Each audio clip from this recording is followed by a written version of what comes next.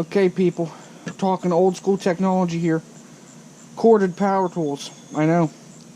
So, have you ever been using one and you know the extension cord's dragging along the ground or whatever, and you're in the middle of using it and boop, unplugs.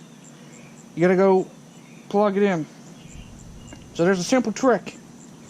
All you gotta do is start tying a knot. Cross them like that. Then you can plug it in. As you're pulling your cord, it won't come unplugged. I hope you like that quick tip. If you want more, don't forget to like, comment, and subscribe. Until next time, stay crazy. Have a good one, people.